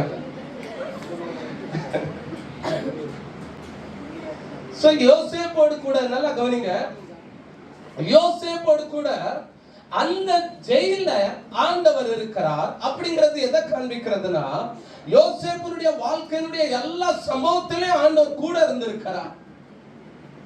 இப்ப 2 பேரும் இருக்கிறாங்க ஜெயில. யோசேப்புடைய 30 ஆண்டுகளும் இப்படிப்பட்ட அனுபவத்துல தான் போயிருக்கிறது. என்ன தெரியுமா? தனிமையும் வந்திருக்கிறது, ஜெயிலையும் இருந்திருக்கிறாரு, குழியிலையும் போடப்பட்டிருக்கிறாரு. ஆனா எல்லாவற்றிலுமே ஆண்டவர் கூட இருந்திருக்கிறார். யோசேப்பு தனிமையாக எதிலுமே இருந்ததில்ல. யோசேப்பு ஜெயில போடப்பட்ட போது அவனுக்கு தெரியும், நல்லா தெரியும், குழியில என்னோடு இருந்தவர், பிரயாணத்துல என்னோடு இருந்தவர், அடிமைத்தனத்துல என்னோடு இருந்தவர், இந்த ஜெயிலையும் கட்டாயம் என்னோடு கூட இருக்க போகிறார். ஆமென். ஆண்டவர் யோசேப்பு கூட ஜெயில இருந்ததுனால நல்ல கவனிங்க, ஆண்டவர் யோசேப்போடு கூட ஜெயில இருக்கிறார். அதை யோசேப்பு கட்டாயம் உணர்ந்திருக்க முடியும், கட்டாயம் அறிந்திருக்க முடியும், கட்டாயம் தெரிந்திருக்க முடியும். ஏன் அப்படின்னு கேட்டேன்னா, அவருடைய தாத்தாவுடைய காரியத்தை கட்டாயம் அவன் கேள்விப்பட்டிருப்பான், அவருடைய அப்பாவுடைய கதையை கட்டாயம் அவன் பார்த்திருப்பான். ராம் முழுவதும் தேவனை நோக்கி என்ன பண்ணாரு யாக்கோபு? போராடி ஜெபம் பண்ணாரு. அப்போ யோசேப்புக்கு வயசு எத்தனை? கிட்டத்தட்ட ஒரு 6 வயசு. அப்போ யோசேப்பு தன் தகப்பனுக்கு யாரா இருந்தா? ரொம்ப சொல்லுங்க, செல்ல, ரொம்ப செல்ல பிள்ளையா. அப்போ நான் என்ன நினைக்கிறேன், இந்த யாக்கோபு ராமுலூது தனித்திருந்து செவிக்க. இந்த யோசேப்பு அடிக்கடி யார் பக்கத்துல தான் இருந்திருப்பான்? சொல்லுங்க. உங்களுக்கும் நடந்திருக்கும் இப்படிப்பட்ட சம்பவங்கள். நீங்க ஜோம் இருக்கும்போது உங்க பிள்ளை வந்து உங்க மேல உங்க தோல்ல வந்து தொங்குறது, அப்படிதான் இல்லையா? பார்த்தீங்களா? இந்த பிள்ளைகள் அந்த 5 வயசு பிள்ளைகள், 4 வயசு பிள்ளைகள், இந்த அந்த குறிப்பிட்ட ரேஞ்சில் உள்ள பிள்ளைகள் இப்படி எல்லாம் பண்ணுவாங்க. நான் ஒரு நாள் நல்லா நெடு முழங்கால அப்படி நின்றுட்டு இருக்கிறேன், நல்லா சோமிட்டு இருக்கேன், நெடு முழங்கால நின்றுட்டு இருக்கேன், நெடு முழங்கால நின்று ஜோமிட்டு இருக்கிறேன். அப்ப என்னுடைய பையன் சின்ன ஆசிஸ் என்ன செய்யறது, எத்தனை வயசு இருக்குன்னு தெரியல, கிட்டத்தட்ட ஒரு 3-4 வயசு இருக்கும்னு நினைக்கிறேன். ஆமா, பின்னால் வந்து இப்படி வந்தேன், என் காலுக்கு மேல இருந்து ஏறினா, பின்னால இருந்து துள்ளி துள்ளி துள்ளி கடைசியில இங்க பிடிச்சு தொங்கிட்டான். தொங்கி ஏறி கடைசியில இங்க ஒரு காலை இப்படி போட்டு, இங்க ஒரு காலை போட்டு, நான் முழங்கால இருக்கிறேன், 2 தோல்ல 2 காலை போட்டு என் தலை முடி பிடிச்சு ஆட்டிக்கிட்டு இப்படி உட்கார்ந்து நானும் மாறிட்டே தான் இருக்கேன். அப்ப என் மேல உள்ள அந்த அபிஷேகம் இருக்கு பார்த்தீங்களா, அந்த பிரசன்ஸ் இருக்கு பார்த்தீங்களா, அது அவனை எப்படி என்ன பண்ணும், நிரப்பிடும். அப்படி ஒரு ஊழியக்காரர் எனக்கு சொன்னார், நான் 8 மணி நேரம் அப்போ ரூம்ல ஜோமன் அந்த நாட்கள்ல ஒரு ஊழியக்காரர் என்ன சொன்னாரு, நீ ஜோமனி முடிச்ச உடனே என்ன செய்யணும், உன் பிள்ளைகள் அப்படியே அணைச்சு கெட்டி பிடிச்சு உன் மேல இருக்கிற அந்த பிரசன்ஸ் இருக்கு பாத்தியா, அது அப்படியே பிள்ளைகள் என்ன செய்யுமா நிரப்பும் அப்படின்னு. இந்த யோசேப்பு பைபிள் சொல்லுது, யாக்கோபு தன்னுடைய எல்லா குமாரரிலும் தன்னுடைய எல்லா பிள்ளைகளிலும் யார அதிகமா நேசித்தானா, யோசேப்பு அதிகமா. அதனால அவனுக்கு பலவர்ணமான அங்கே கூட செய்து கொடுத்தான். அப்ப நான் நம்புறேன், அந்த யோசேப்புக்கு 6 வயதுல அல்லது அந்த 5 வயதுல அந்த சம்பவத்துல என்னுடைய தகப்பன் ஜெபிக்கும் போது இவனும் இருக்கிறான் தெரியுமா, முழுவதும் ஜெபிக்கிற அந்த தகப்பனுடைய பாதத்தை பிடித்திருப்பான், தகப்பனுடைய வயித்தை பிடித்திருப்பான், தகப்பன் மேல தொங்கி இருப்பான். அந்த முழுவதும் ஜெபிக்கிற அந்த அபிஷேகம் அப்படியே யாக்கோபு மேல இருந்து யோசேப்புக்கு போயிட்டு. பைபிள்ல வெளியரங்கமா இல்லைனாலும் நீங்க ஒன்னும் புரிந்து கொள்ளணும், யோசேப்பு பரிசுத்தமுள்ளவன் மாத்திரமல்ல, ஜெபிக்கிறவனும்.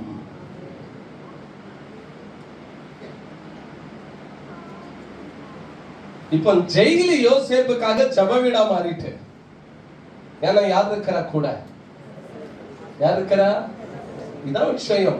ஆண்டவர் கூட இருந்தா எப்படிப்பட்ட சிச்சுவேஷன் ஆனாலும் சரி, அந்த சூழ்நிலையை ஆண்டவர் ஜபமாக மாற்றுவார். சரி, நேராயிட்டு இருக்கு. ஓகே, சோ யோசேப்பின் மீது போடப்பட்ட பலி என்ன பலி, இப்படிப்பட்ட பலி போடப்படாது. ஆனா வசனம் சொல்லுது, யோசேப்பு மாத்திரம் ஜெயில இல்ல, யோசேப்போடு கூட ஆண்டவரும் இருக்கிறார். சரி, இப்ப இந்த இடம் பாருங்க, இது என்ன இடம், ஜெயில். விரும்பாத ஒரு இடம் இது அப்படின்னு சொல்லலாம். நம்ம வாழ்க்கையில ஒருவேளை சில சூழ்நிலைமைகள் நம்ம விரும்பாத இடத்திற்கு கூட போக வேண்டியதா இருக்கலாம். ஆனா ஆண்டவர் கூட இருந்தார்னா விரும்பாத இடமா இருந்தாலும் சரி, ஆண்டவர் அதை மகிமையான இடமாக மாற்றி தருவார் நமக்கு. இப்ப இதே ஜெயில வசனம் சொல்லுது, யோசேப்பு அந்த சிறைச்சாலைக்கு ஒரு பெரிய பொறுப்புல உட்கார்ந்துட்டான். ஆண்டவர் அவனோடு கூட இருந்ததுனால அந்த சிறைச்சாலை தலைவனுடைய தயவு யோசேப்புக்கு கிடைக்கும்படி ஆண்டவர் செய்தார். ஆமென். இவன் பாவத்திற்கு எதிர்த்து நின்னதுனால கடைசி முடிவு வேதம் என்ன சொல்லுது பாருங்க, அதே எகிப்து தேசத்தினுடைய சிறைச்சாலையே யோசேப்புனுடைய அண்டர்ல வந்துட்டு. எனக்கு அற்பையான தேவனுடைய பிள்ளைகளே, பாவத்திற்கு விரோதமாக யோசேப்பு நின்னது போல நின்னோம்னா எத்தனை சூழ்நிலைமை, என்ன நிலைமை, என்ன இடத்திற்கு போக வேண்டிய நிலைமை இருந்தாலும் சரி, நம்ம விரும்பாத இடத்துக்கு, நம்ம விரும்பாத சூழ்நிலைமை, நம்ம விரும்பாத காரியத்திற்கு தள்ளப்பட்டாலும் ஒரு நாள் ஜெயம் நமக்கு தான் உண்டு, ஒரு நாள் வெற்றி நமக்கு தான் உண்டு. அடிக்கிற கணவனா இருந்தாலும் சரி, உபத்திரவப்படுத்துகிற கணவனா இருந்தாலும் சரி, யோசேப்பை போல வாழ்ந்தியன்னா கட்டாயம் ஒரு நாள் அதே கணவன் உங்களை அடிக்க மாட்டாரு, ஆனா உங்களை அணைக்க வைப்பார். ஆண்டவர் மாற்றுவார் எல்லா சூழ்நிலைகளையும், மாற்றுவார் எல்லா சிச்சுவேஷனையும். ஆனா நம்ம செய்ய வேண்டியது ஒன்னே ஒண்ணுதான். நம்முடைய இந்த வாழ்க்கை பிரயாணத்துல யோசேப்பு எப்படி சொல்லணும், ஆண்டவருக்கு விரோதமாக நான் பாவம் செய்ய மாட்டேன், தவறு செய்ய மாட்டேன். யோசேப்பு சொன்ன ஒரு வார்த்தை, தேவனுக்கு விரோதமாக நான் பாவம் செய்ய மாட்டேன்னு ஸ்ட்ராங்கா நின்ற போது அந்த வார்த்தை பரலோக தேவனை பூமிக்கு கொண்டு வந்தது, ஜெயில கொண்டு வந்தது. அவருடைய வாழ்க்கையினுடைய எல்லா பிரயாணத்திலும் ஆண்டவர் அவங்க கூட இருந்தார். ஆண்டவர்களை ஆசிரியர் சீக்கிரமா எழுப்பிட்டு நேரம் எட்டு வெளியில மக்கள் வந்துட்டாங்க. நன்றி ஆண்டவர். தேவனுக்கு விரோதமாய் பாவம் செய்வது எப்படி, தேவனுக்கு விரோதமாய் பாவம் செய்வது எப்படி? ஆண்டவரே, ஒரு யோசேப்பை போல நாங்களும் அந்த வார்த்தைக்கு கீழ்ப்படி உதவி செய்யுங்க ஆண்டவரே. எத்தனை விதத்துல வந்தாலும், வாய்ப்புகள் வந்தாலும், தேவனுக்கு விரோதமாய் பாவம் செய்வது எப்படி என்கிற வார்த்தையில நாங்கள் உண்மையா இருக்க உதவி செய்யுங்க. ஹல்லேலூயா. Thank you Lord. நன்றி ஆண்டவரே, நன்றி ஆண்டவரே.